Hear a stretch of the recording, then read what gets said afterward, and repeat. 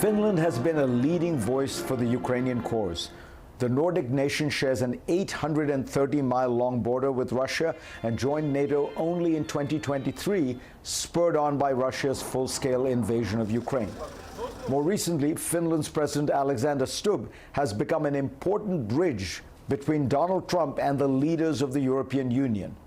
Back now to the stage of the Yes Conference, this time with President Stubb. President Stubb, pleasure to have you. Tell us, how did you develop, how has it happened that the President of Finland is now seen by Europeans, by people around the world, as one of the closest interlocutors with Donald Trump?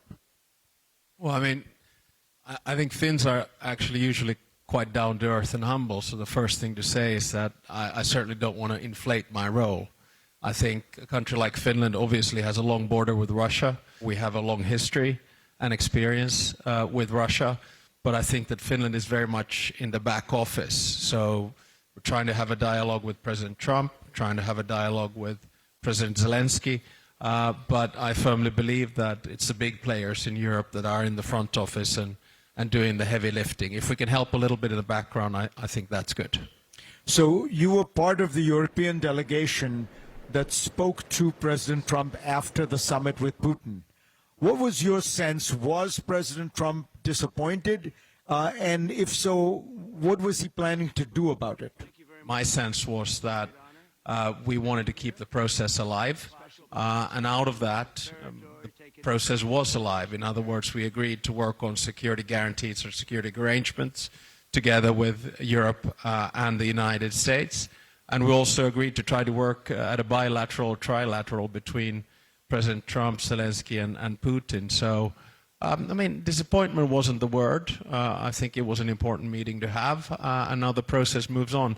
I think what we need to understand in peace mediation is that a lot of times it takes patience.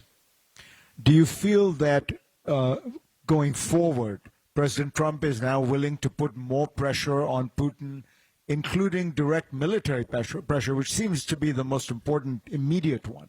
I don't think direct military pressure is in the cards. I mean, we have our military planning for the security guarantees, and they have been pretty much finalized. But I do feel that the president, and I'm sort of speaking under the authority of General Kellogg here, is getting increasingly frustrated with Putin and increasingly impatient. When you think about what it would take to end the war, do you think that Ukraine has to be prepared for some painful compromises regarding territory? I would never like for that to happen to Ukraine. So that's why I think it's important that we focus on independence, sovereignty, and territorial integrity for Ukraine.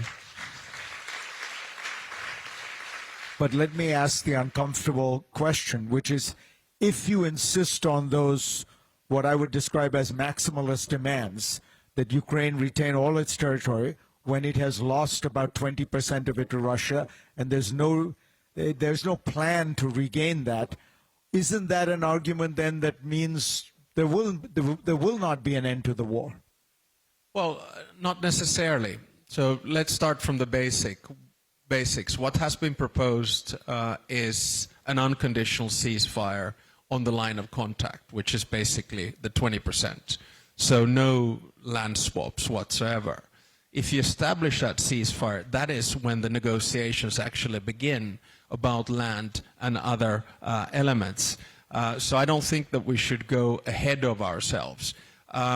What we're seeing is more or less constant maximalist requests and demands coming from Russia. So therefore, I think it's very important that Ukraine continues to push for maximalist demands as well. You've spoken to President Trump a lot over the last year. Do you feel that he is getting closer to wanting to put the kind of pressure on Putin that would really make a difference? Yeah, definitely. I mean, never underestimate the capacity of President Trump to negotiate a deal. I mean, that's what I've learned and looking at it close up. Obviously, he's being engaged in international affairs over the past little bit less than a year, very actively. I mean, he's negotiated peace agreements, he's negotiated ceasefires. And the difficulty, of course, if you are the President of the United States, is you're trying to juggle many different issues.